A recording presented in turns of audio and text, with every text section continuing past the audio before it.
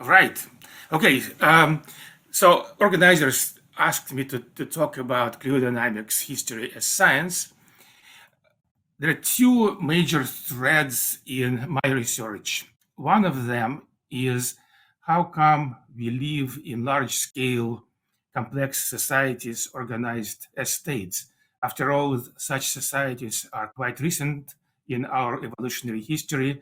They've been around for about 5,000 years, less than 5% of the history of the Homo sapiens, right? The second part is why do our complex societies periodically get into end times, periods of social uh, turbulence, political disintegration, and sometimes outright collapse. I will be talking about the first issue today, but if you are interested, I have two books, popular books that explain, first of all, the both directions of my research. Outer Society is the one which will be relevant to today's talk, and End Times, which was published just about 3 weeks ago, is relevant to the questions of why these integration processes sometimes happen, but I will not be talking about that today. So today, the question that I would like to address is understanding the rise of large-scale complex societies in human history. All right, so let's start by looking at this essentially caricature, trying to capture the social evolution of humans over the past 10,000 years or so. As I mentioned earlier, for most of our evolutionary history, which is probably around 200,000 years plus minus 50,000 years long, we lived in small scale societies numbering in tens and perhaps periodically getting together in groups of a few hundreds. But then something started happening about 10,000 years ago. And you can see on this slide that the social scale measured by the size of a polity, I'll define polity in a minute, has increased dramatically, in fact, astronomically by 6 or 7 or even more orders of magnitude. And during this period, the institutional arrangements governing our societies have also changed. In particular, we saw the rise of centralized societies, or sometimes called chiefdoms, about 7,500 years ago in Mesopotamia. 5,000 years ago, we saw the first states in Egypt and Mesopotamia, and then later in China, and so on and so forth. So I call this transformation of human social life the Great Holocene transformation. The question is, what are the evolutionary mechanisms that explain this particular transformation? And there are many theories. There are too many theories, in fact, for me to try to list here. Let me just hit the highlights. So first of all, pretty much all archaeologists and other social scientists agree that agriculture was a necessary condition for this transformation, but it probably was not a sufficient condition. Something else was required, and so we will be talking about that later in the talk. There are theories that various thinkers and social scientists proposed over the past, in fact, couple thousand years, can be divided into two general classes. One of them is functionalist class, essentially theories that large-scale complex societies evolved to fulfill a particular function, and there are many different types of them. Another approach can be called the conflict theories, which also can be divided into two. Some theories emphasize internal conflicts, such as class struggle. Other theories emphasize external conflict, conquest, or warfare. Yet other theories have proposed that religion played a role, and there are many more theories. I'm working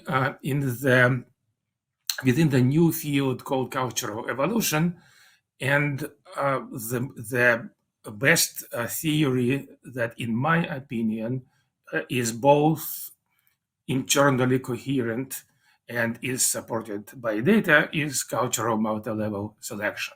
So that is one of the theories that I will be addressing in my talk.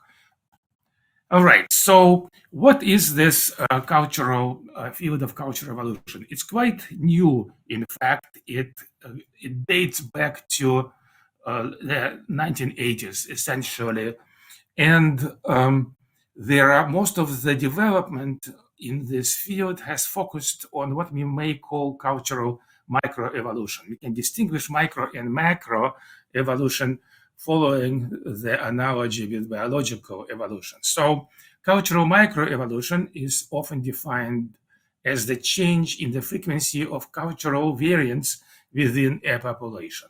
So, this definition, for example, stems from one of the foundational volumes in Cultural Microevolution by Cavalry and Feldman. In contrast, cultural macroevolution is large-scale changes in cultural traits of whole groups. So instead of focusing on what is happening within a population, or within a group, we are looking at the characteristics of groups as a whole. The micro and macro connection is a very interesting and difficult question because some group level traits may reduce directly to individual traits. So, for example, the average stature, the average height of a population is simply the sum of individual heights divided by the number of people. But other properties are emergent, and they are not reducible to individuals.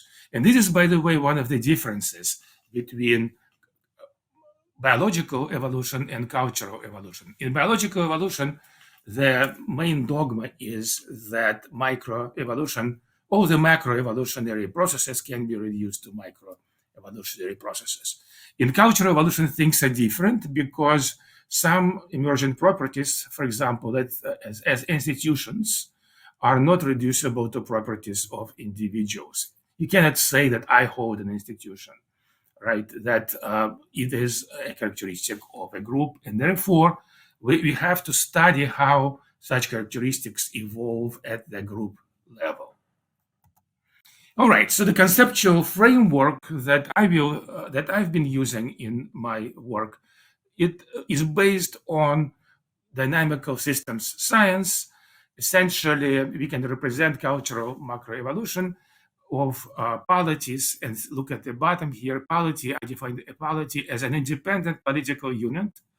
So it could be an independent Neolithic village, a simple or complex chiefdom, a state, an empire, and so on. So when I now talk about cultures or groups, my primary focus will be on polities.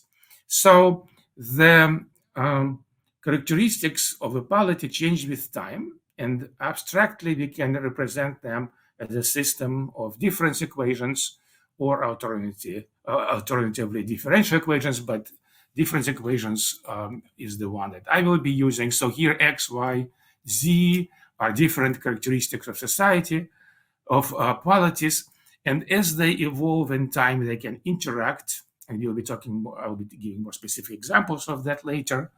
Right, so those X, Y, and Z that affect each other are called endogenous variables because they're connected by dynamical feedbacks. But in addition, of course, the evolution of human societies must be affected by exogenous factors that are not part of feedback loops.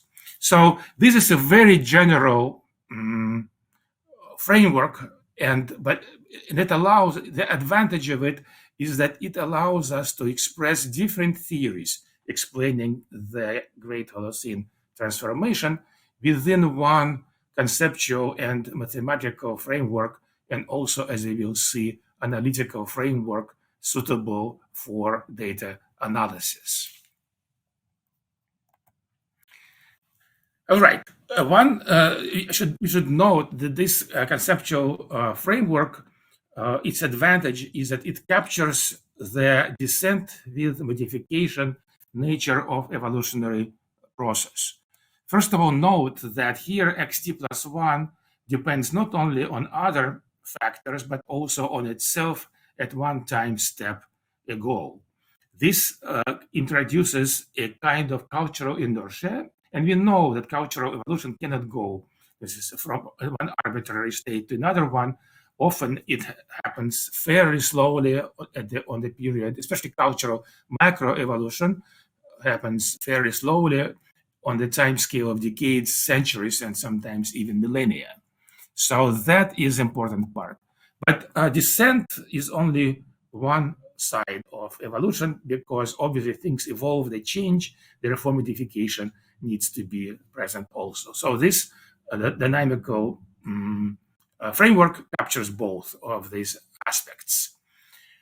The model, for those of you who are interested in mathematical details, the model is a biased random walk in discrete time, and the continuous time analogs have been used by evolutionary biologists in understanding biological macroevolution. So this is, I'm not really proposing any new mathematical approaches here. I'm just applying the useful mathematical frameworks to the questions of trying to understand why societies evolved.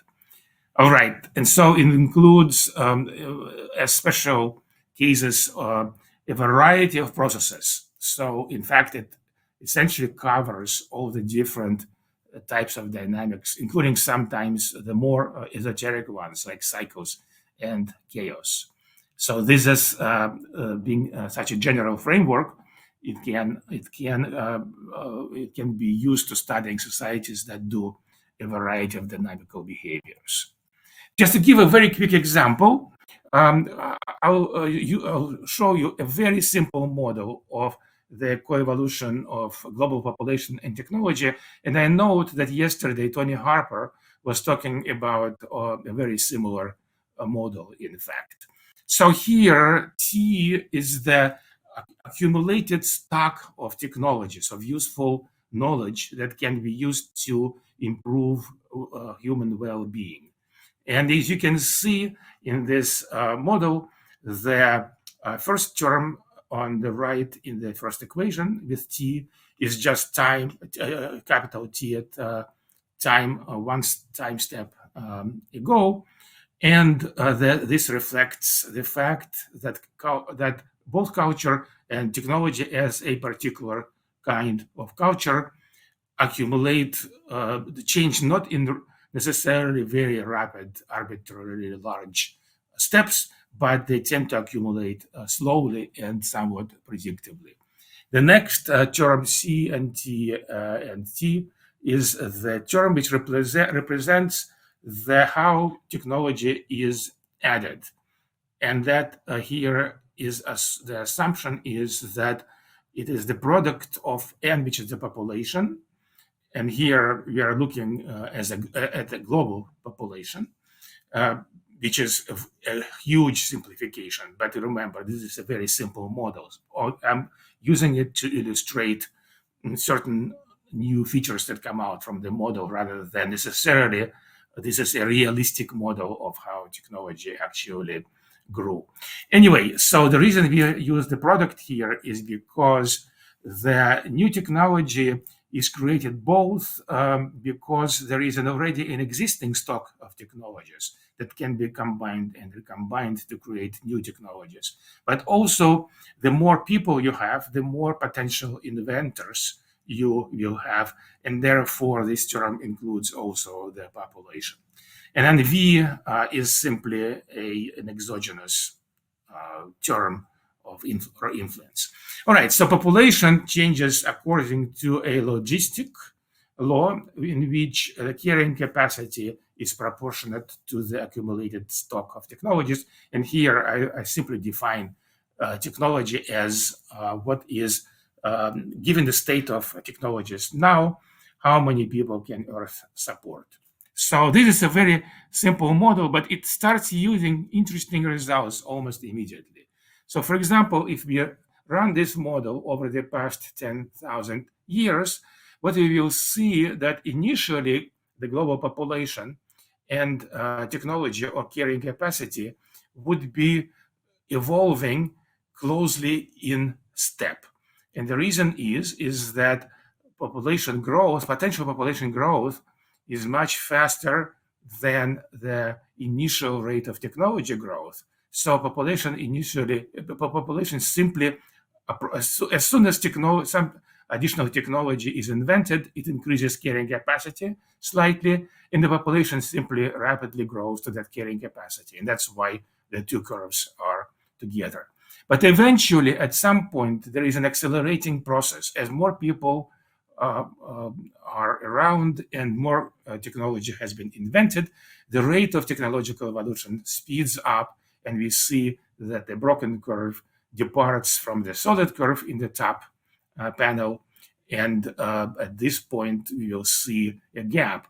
So if we express this, if we divide population by carrying capacity, or rather the other way, let's divide carrying capacity by population, what we will see is that for 90% of the time, the carrying capacity, or we can actually redefine it as income per capita, just stays constant at 1, because this is the Malthusian period during which population growth eats up, so to speak, all the advances in technology.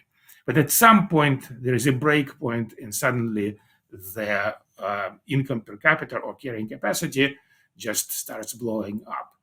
So what the insight from this model says is that when we look at the past and look at, for example, the evolution of GDP per capita, here are some data from Angus Madison and his extensions.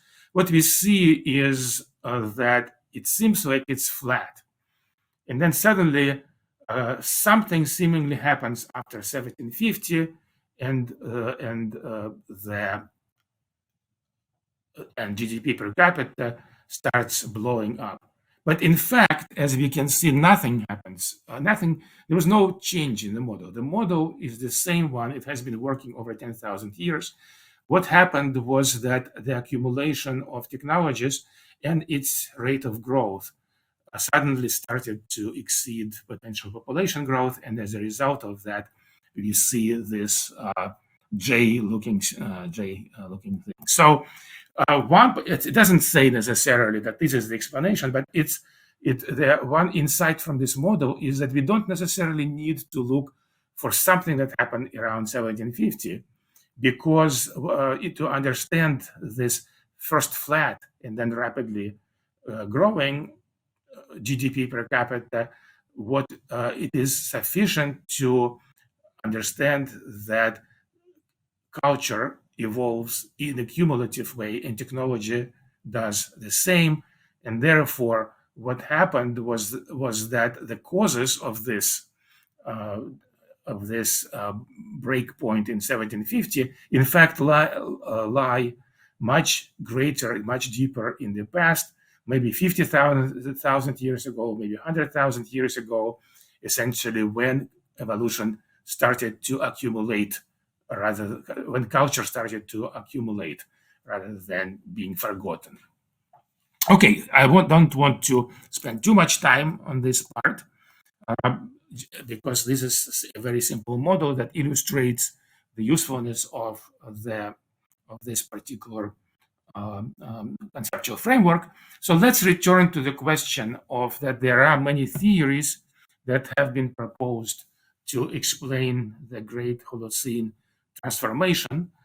What I want to do now is test those theories against each other using data. And how do we do that? Well, the way we decide in science which theory is better than another is we choose those theories that make better scientific predictions. Remember that scientific predictions don't have to be about the future. They can be about past, and that the technical term is retrodiction. In this case, essentially, a proper test of a theory is using out-of-sample data, data that was not used to develop theory. Then it doesn't matter whether the data are in the past or in the future. We can assess the quality of a theory by its ability to predict out-of-sample data. And the framework that I have just presented allows us to do this. So first of all, but what we need to do, we need to classify different explanations, first of all, by what is the response variable, what they are trying to predict. And that is key part because different theories predict different things. So in here, for example, geographic circumscription proposed by Robert Carneiro, initially it was proposed as an explanation for the evolution of states, but later it was clear that Carneiro changed the focus to the evolution of centralized societies, such as chiefdoms. And other theories propose, for example, if you look down, big gods, they propose social complexity, and we'll discuss what can be social complexity.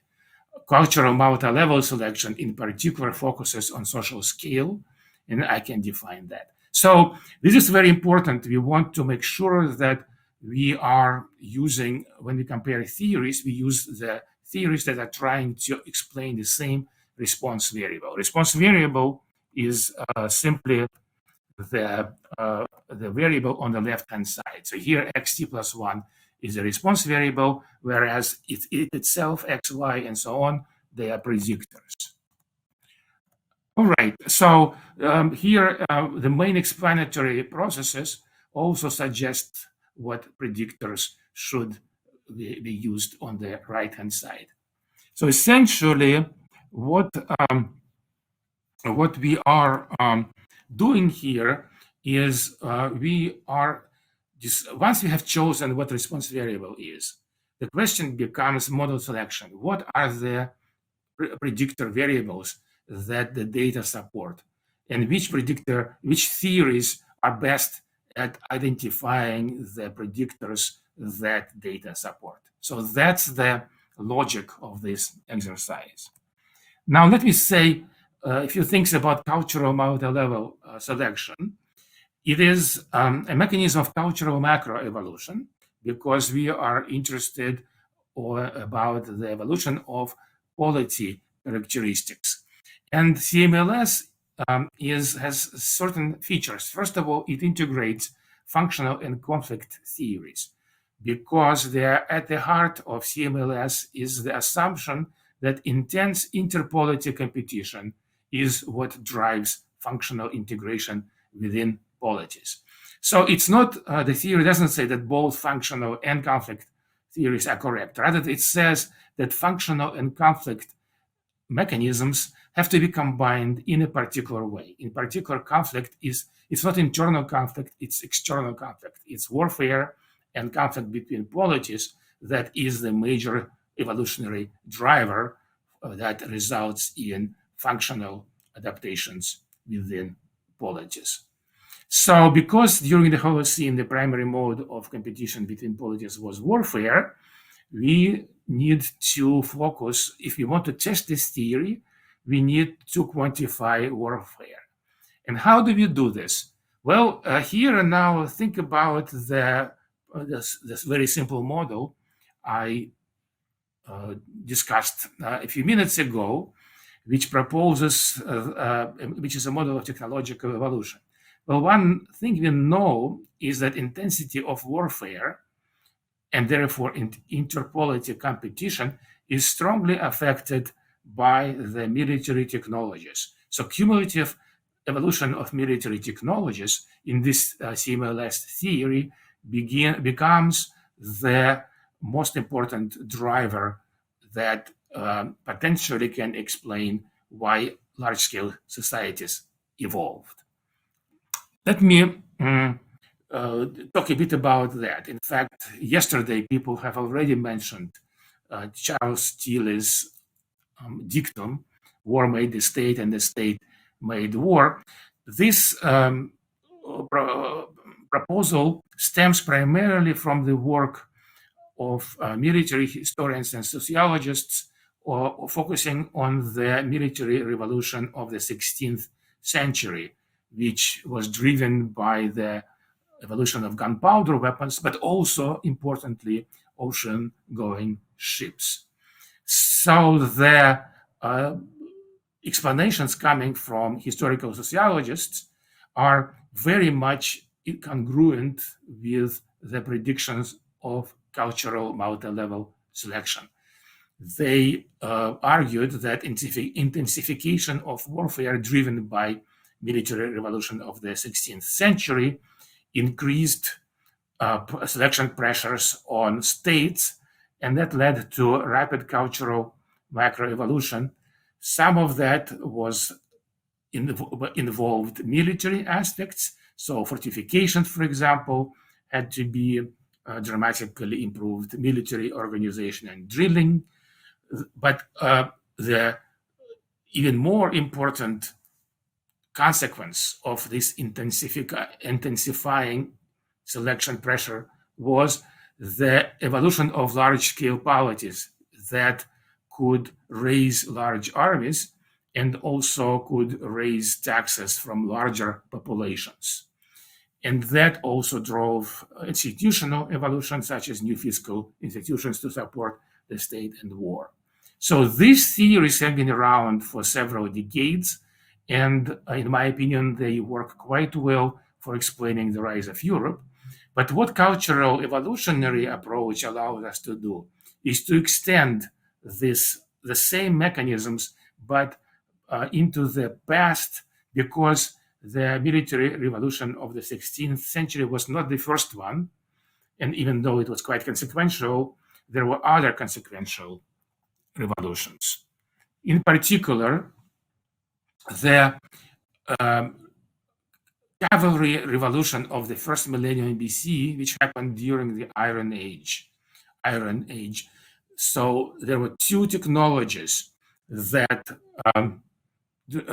dramatically changed how warfare was. First of all, the iron was much more plentiful than copper, and therefore it had a bigger effect on the evolution of weapons and armor.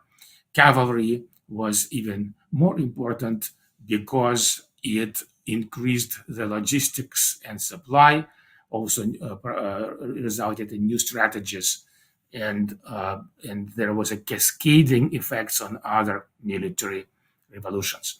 And I want to emphasize that the bronze revolution associated with bronze was also quite important. And chariots are not as good maybe as cavalry, but there is also that was also another advancement in technologies that revolutionized warfare 1,000 years before cavalry.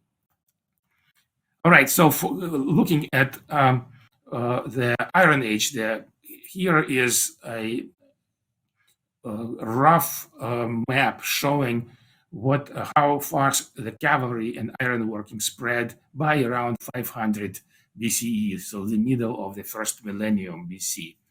And we can see that there is quite a close, especially if you go expand your view beyond Afro-Eurasia. Remember that there is New World and Oceania and so on and so forth.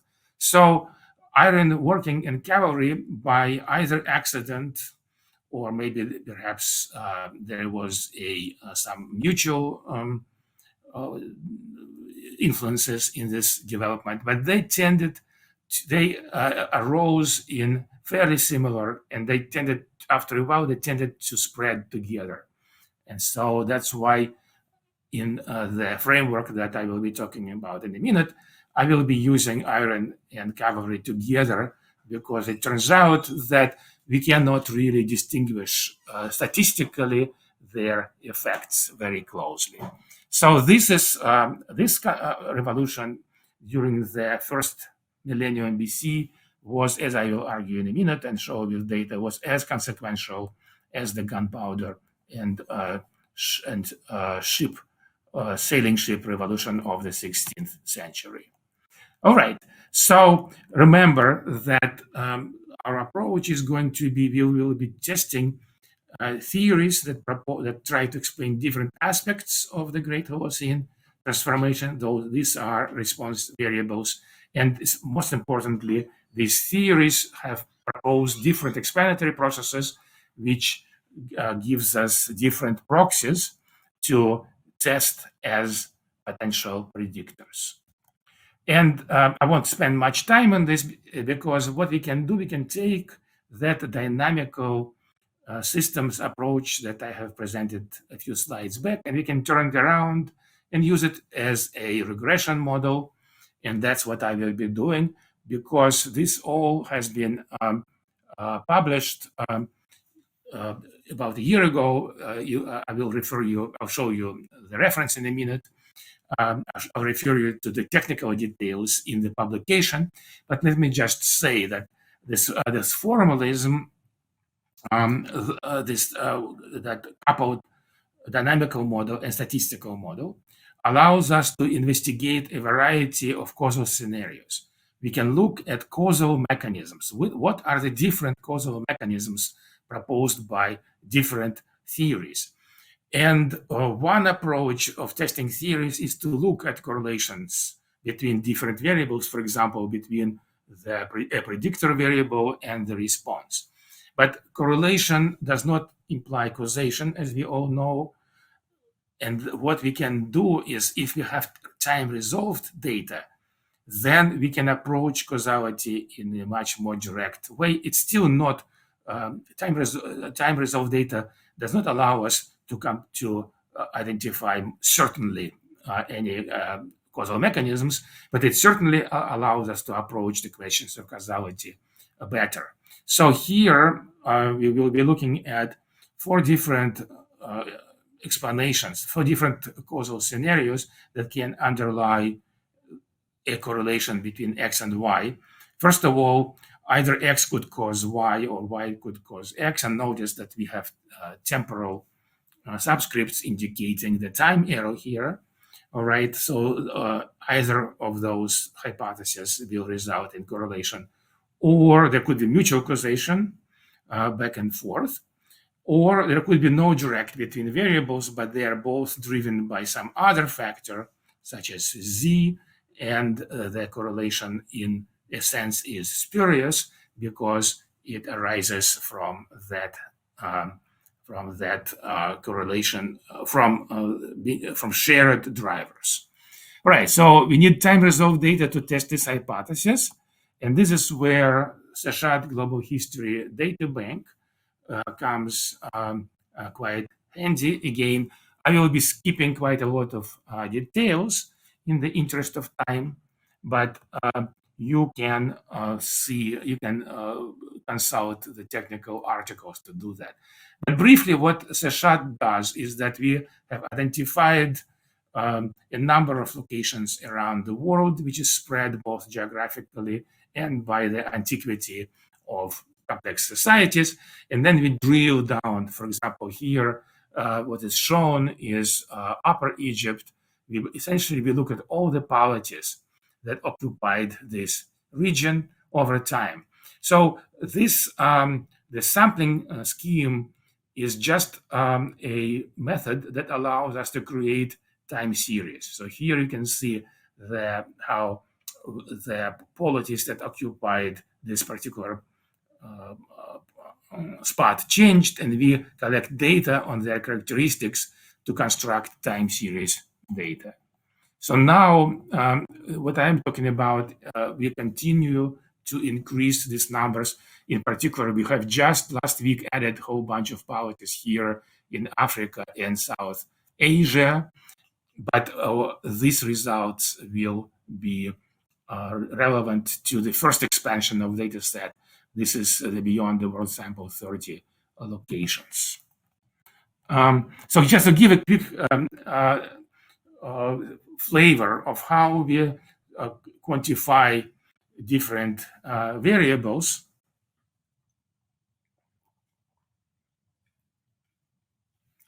Some variables, for example, the quality of population, are conceptually easy to define, although in practice, getting data is not so easy. But other variables having to do with institutions require a more elaborate approach. So what we have done for many of such variables, what we do, we don't try to score how specialized governance was on a scale of 0 to 10. Instead, we identify different aspects of governance, and for each of them, for example, other administrative specialists or other specialists that are military specialists, officers or soldiers, because they are not necessarily closely related, and so on and so forth. Other specialized government buildings, what are characteristics of bureaucracy, what are the characteristics of legal system. So we can code each of these variables as presence or absence, and then identify the specialized governance index as how the sum essentially of binary variables scaling it to the zero between 0 and 1, so dividing by the number of variables. All right, so this is approach that we have used in a variety of purposes, and that becomes one of the response variables that we are trying to explain. And here's what data looks like, showing just the 10 world regions. We can see that, as you would expect, specialized governance starts at pretty low scale 7,000 years ago, and it increases to higher values in more recent periods. But there are all kinds of interesting things. First of all, different regions start on this increase at different times. The rate of increase could be slow or fast. And also we can see that the retreat not only advances, but retreats.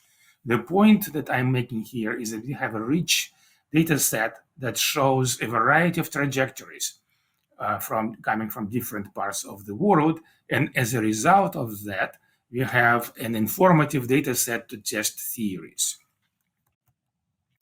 So here is one look how governance co-evolves with social scale. Here on the x-axis, we plot polity population, log transformed polity population, and here is the governance specialization. You can see that there is correlation. It's not quite linear.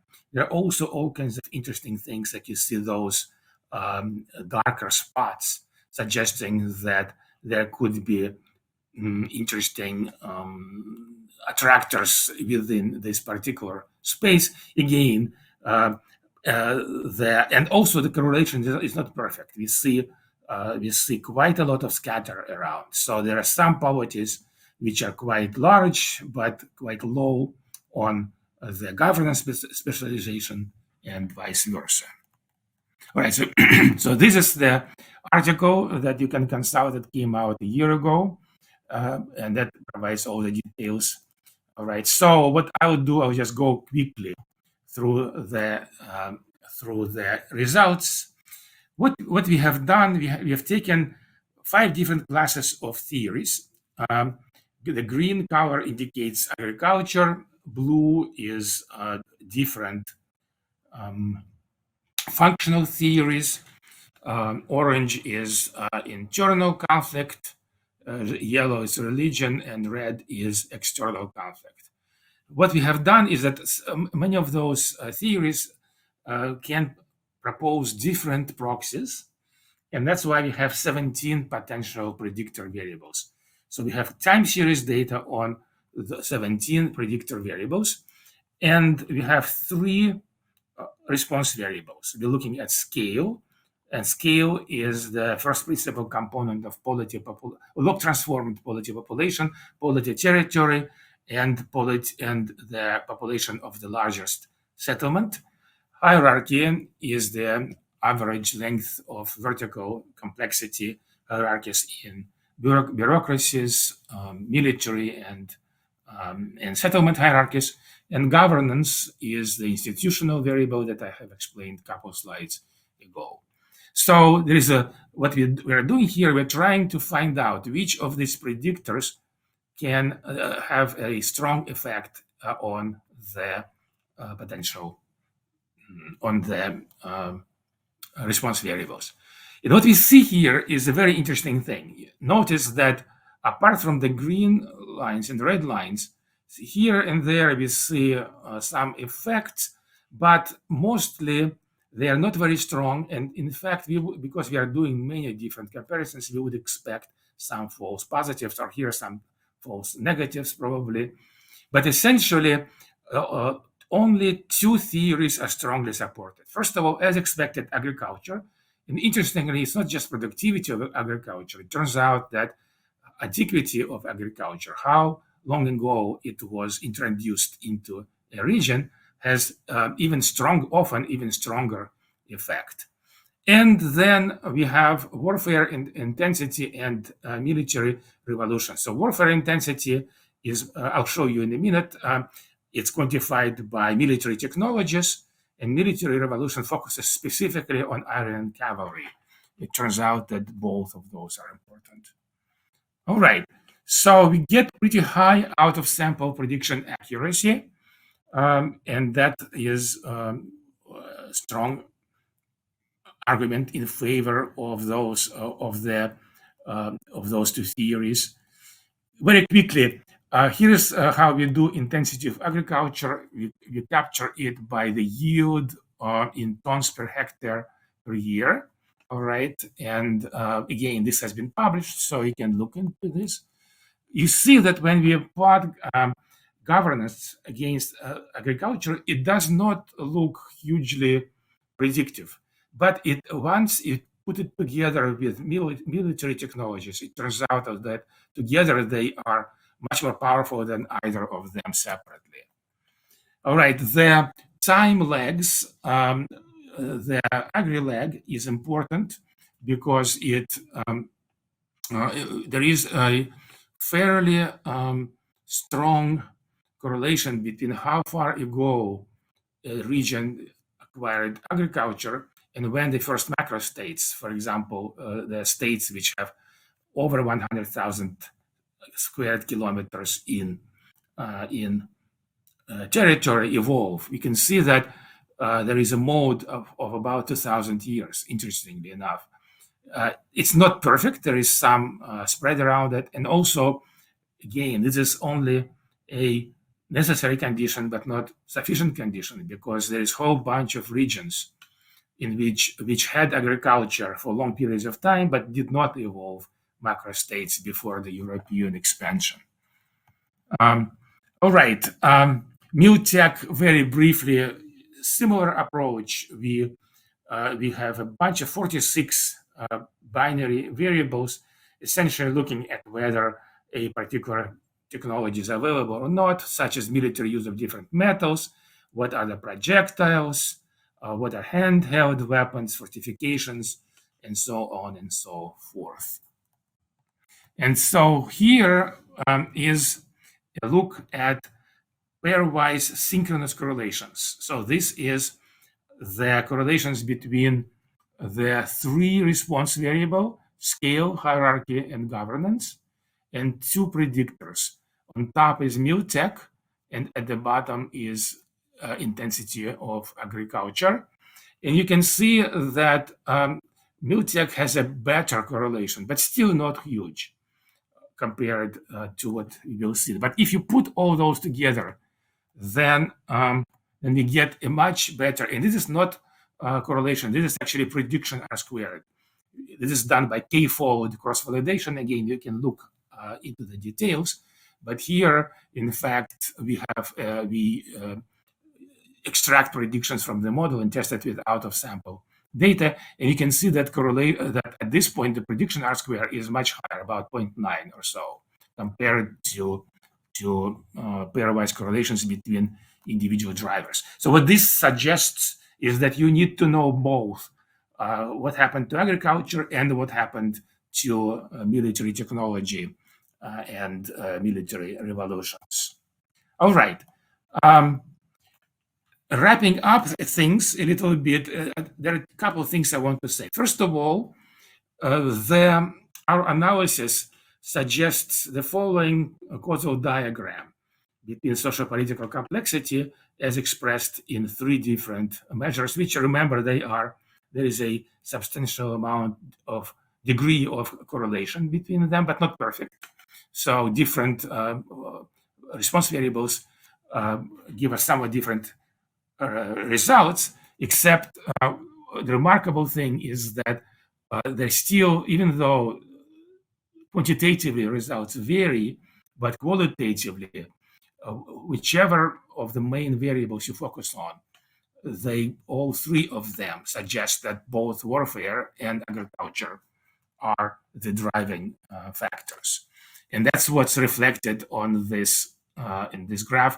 We've done many more analysis. I didn't talk about them. So that's why we have this causal arrow going from military revolution to militech there, and transition to agriculture and agricultural productivity. Agricultural productivity also has an effect on warfare intensity.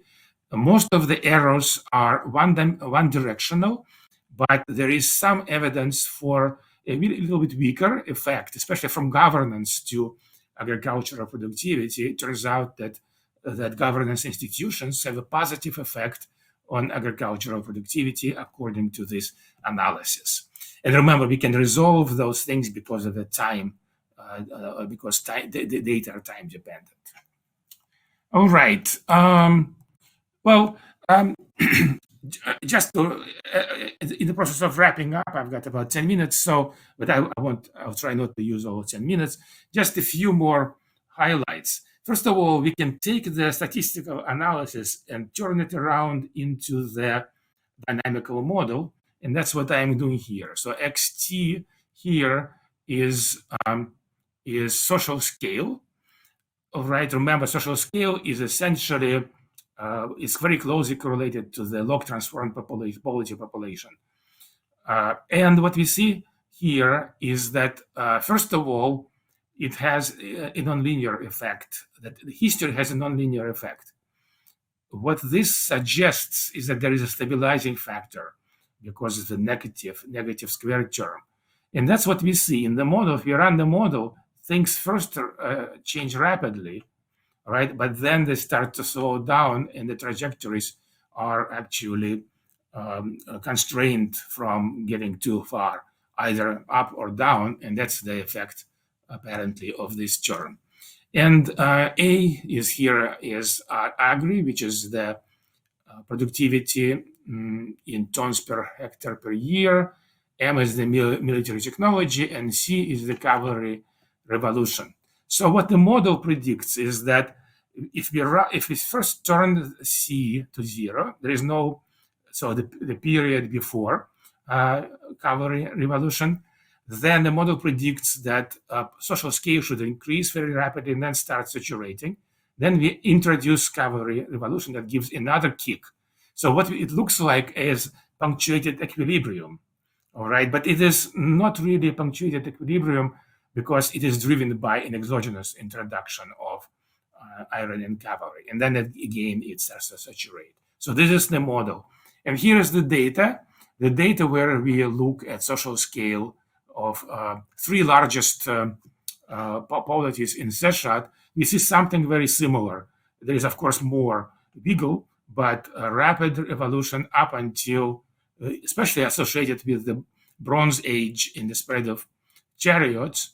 Then it's essentially for 1,000 years, there is nothing happening. In fact, there are lots of retreats. And here is the introduction of iron and cavalry, gives another kick, substantial kick. Remember, this is a logarithmic scale here. So we are going by 2 orders of magnitude here. And then again, for about a millennium and a half, there is stagnation. And of course, then 1500 is here, right? And there is another kick up there. Yeah. So spatially, we see the same thing. We see that as cavalry and iron together spread, they trigger rapid evolution towards large-scale empires in this imperial belt just south of the steppe. All right, and in terms of relative timing, it turns out that the appearance of cavalry, this is why I think cavalry is more important than iron, is because cavalry and the rise of the first mega empire here, defined as states of 3 million square kilometers or more, they are very closely followed. So here's 400 years, 300 years, 300 years, 400 years. So there is between 3 and 4 centuries lag between the arrival of cavalry and the rise of large-scale empires. So that suggests, that also supports the causal effect.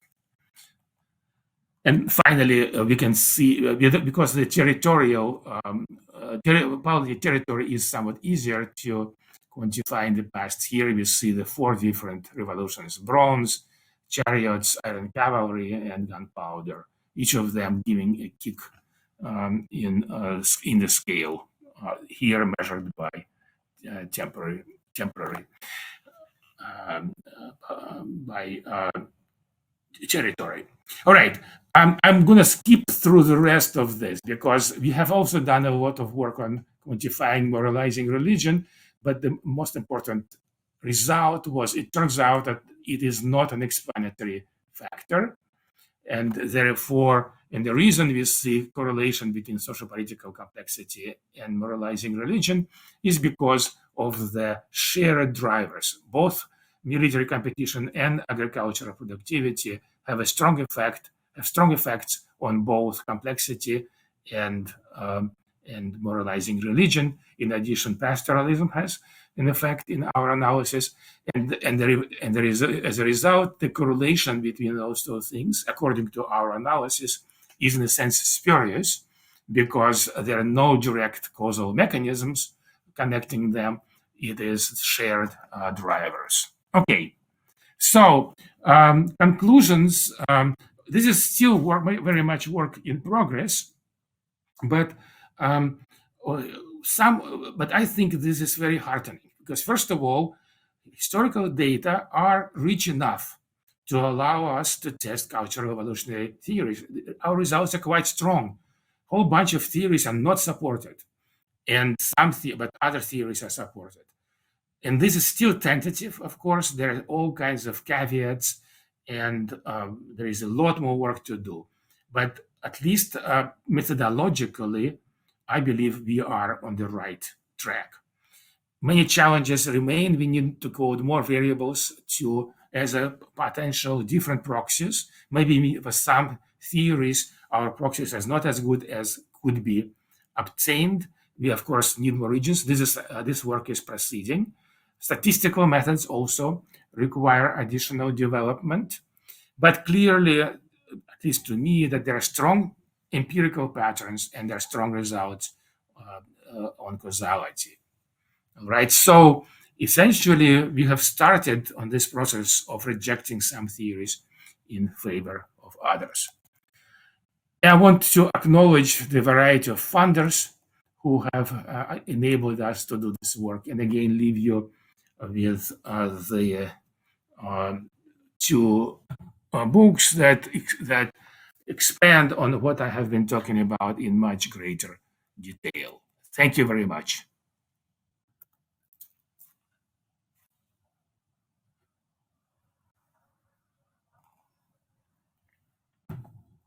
And I'm happy to take any questions. Yes.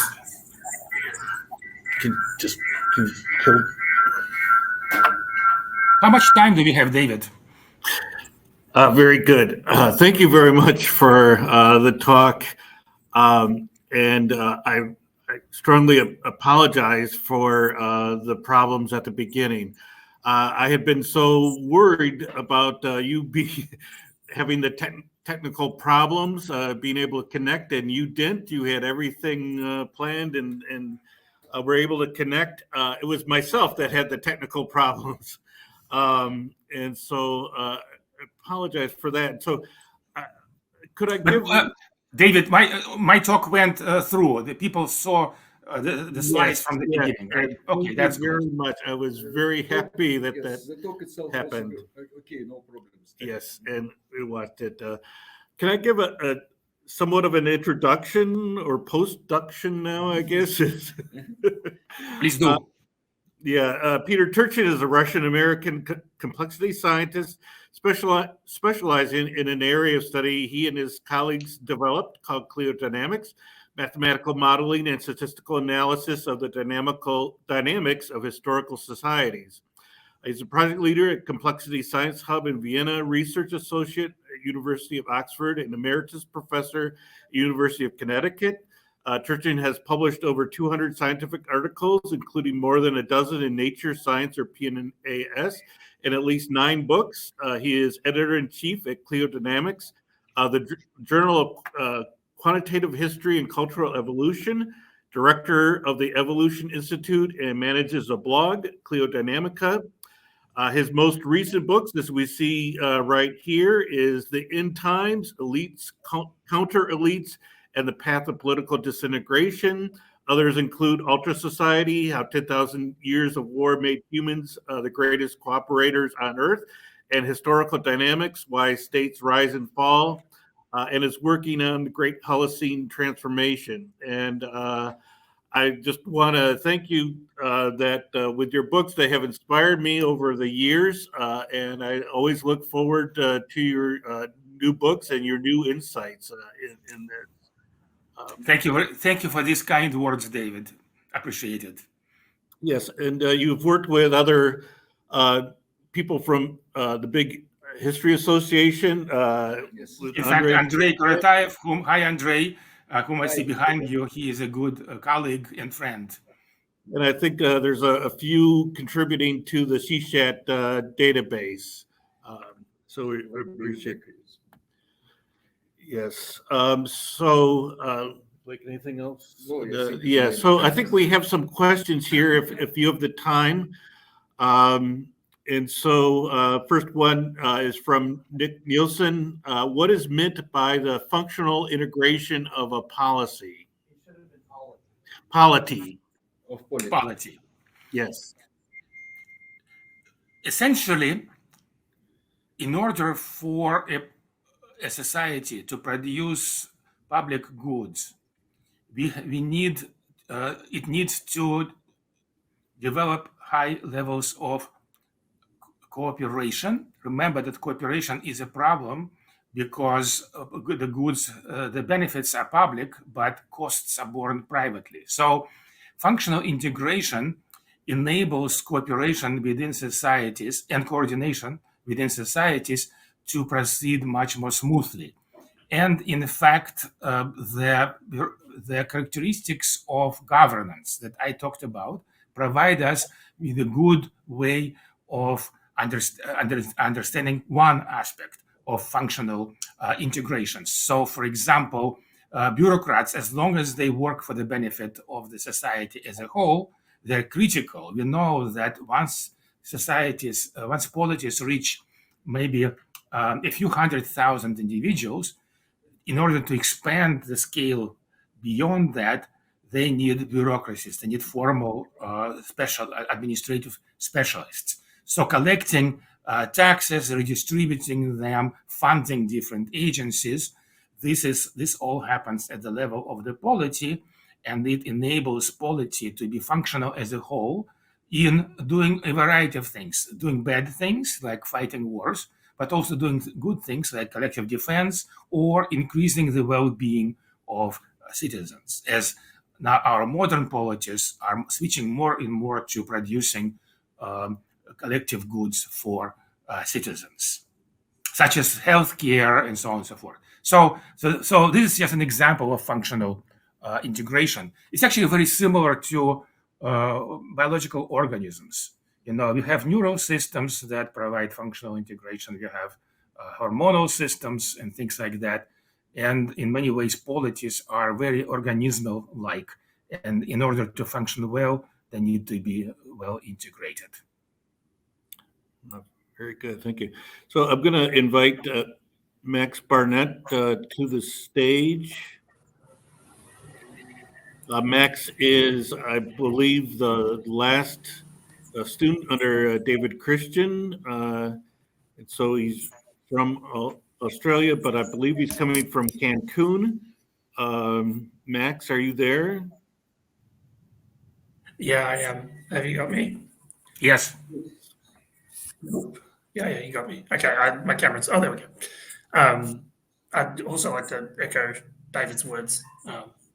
I'm a big fan, Peter. Um, sorry, I can't be there in person. I guess my question was really about the data sets you discuss in the talk. I know Seshat has wider data sets, but the data sets you discuss in the talk are largely seem to be focused on Afro-Eurasian agrarian societies. I was wondering how you feel this methodology could encapsulate both foraging societies, societies like in Mesoamerica that didn't have cavalry or before they had metallurgy, but it's certainly the cavalry thing, and then particularly talking about the kind of future, how you use it to talk about the future, given that agriculture and metallurgy and cavalry are not really the driving forces of complexity.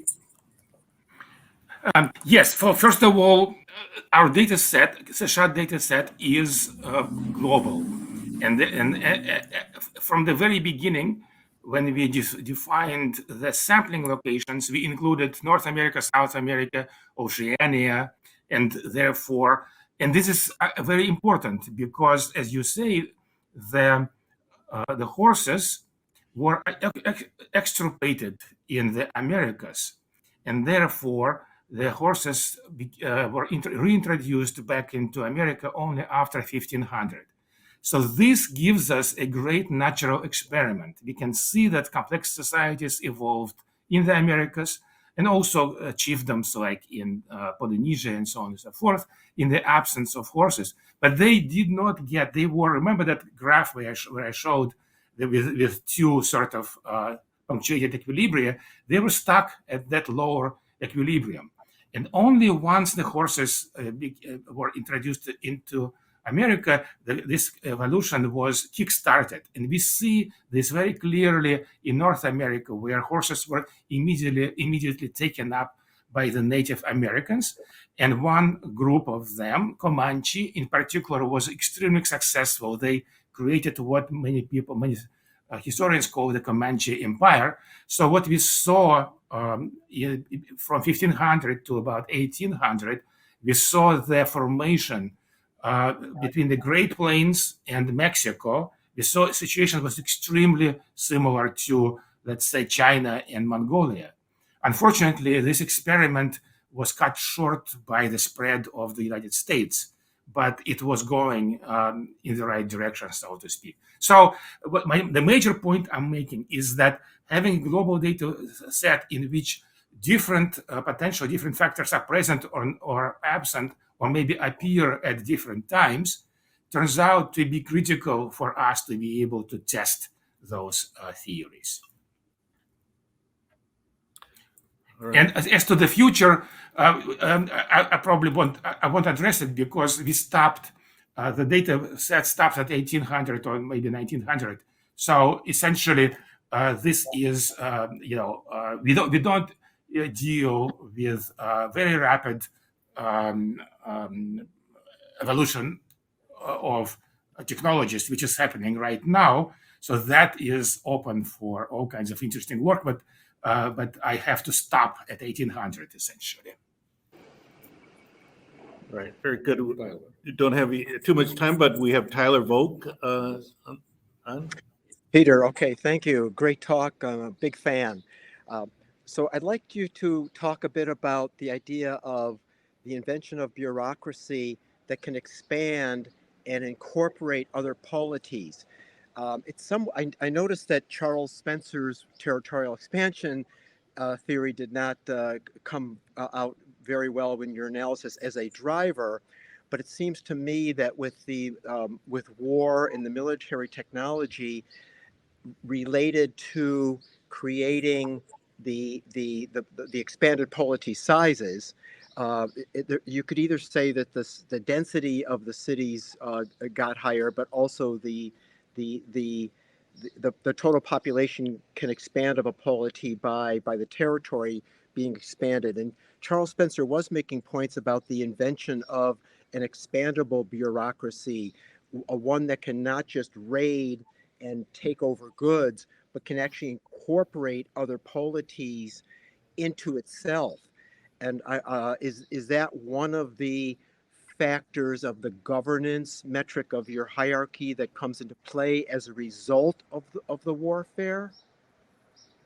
Yes, Charles' theory makes a lot of sense to me, and I was quite a big supporter. And it is interesting that it is not coming out strongly in the analysis. In fact, territory is not a driver. Let me do one caveat, because we are focusing, our time step is 100 years, all right? And so we are, there could be causal influences which happen on a much faster time scale, all right, that we would not be able to capture. This is something that we are looking into now. So we are really, this analysis really focuses on deep roots of the development, and territory is not one of them. So why? First of all, I think that managing a large numbers of population, even concentrated in one big city, is as difficult, although it presents different difficulties, but it's as difficult as managing large territory. In fact, if you start thinking about comparing polities, which were huge territorial polities versus polities which were more concentrated, we see that that correlation at least goes the other way. Think about Mongolian Empire, which was the polities by pastoralists, essentially very limited bureaucracy and things like that. They primarily use that to control densely populated areas. So now that I'm thinking about it, this theory makes less sense to me. But again, with the caveat that there could be faster feedbacks that could, which we are not capturing in our analysis, that could help explain evolution better. And by the way, I just don't want to mention that in the best statistical model has the long-term drivers from agriculture and warfare, but also it includes some cross correlations between the three different variables. Those are also still there. But so you're, just to summarize, you're seeing the bureaucratic hierarchy, the expandable levels of bureaucracy as a result of the interpolity competition? Yes. So here is the causality here. The interpolity competition, this is explained in my book, Outer Society. The interpolity competition drives a larger scale, because the best way you can increase your chances in interpolity competition is to have larger battalions, essentially, and more population to tax. All right, now, but once you get to this large size, so it's not really territory, it's really population, because population is the recruits and tax base. All right. And but once you get beyond a couple 100,000 years, then to achieve them is not going to work. That's where you need to have institutions. We actually have new data which we are analyzing right now, and it actually supports this. That we have a crisis DB, and we see a strong statistical effect that larger scale polities without institutions are very fragile. So in order for them to keep that scale, they have to evolve additional institutions, including governance, right? Because what happens, you expand without governance, and then you collapse. Just think about even many of the rapid rise empires, like Alexander's empire, fragmented immediately after his death. And that seems to be a fairly strong component. So just to summarize, the causality, I think the best supported causality scenario is intense warfare, strong selection for scale, and scale has a strong selection for institutions that would enable these societies not to fall apart. Yes, just a small comment. It suggests, again, for me, it's a stimulus to finish this project. actually, we started it together with Peter in Vienna, and together with my colleague Vadim Ustizhanin, again with C#. Actually, Peter knows what we are doing, but we did some modeling experiments with C# data. No, I must say that the result, still what we have suggests that military technology produces complexity growth, cannot produce complexity growth, but by itself, it is only it produces growth only when it is supported by productive technology. So evolution of means of coercion, weapons, do not produce when it and it shows by the model and tests. Good example, chariots and bronze. So in the second millennium common era, second millennium BC common era, there was very strong development of military technology, bronze, chariots, etc. But it was not supported by the growth of the means of production, by productive technologies. So, but in the first millennium before common era, there was both. It was cavalry and iron, but iron it was used not only for weapon. Iron was used, for example, for plows, and it increased enormously carrying capacity. So when you have the growth of carrying capacity together with weapons, so this produces this effect. But it's yes, but this result. Yeah, exactly. And this is the point I was trying to make, that you need both agriculture and intensification of warfare. Yes. Because one without the other is not going to do the thing. Yes. And we see this very clearly in the analysis. So yeah, I agree. Yeah. Yes. I think we're out of time on the schedule, and we really appreciate your time and effort on this. I look forward to reading your most recent book and your future books that you write. Thank you very much again. Excellent. Yes, thank you, David, for inviting me, and Andrei also. Yeah, very good. Thanks.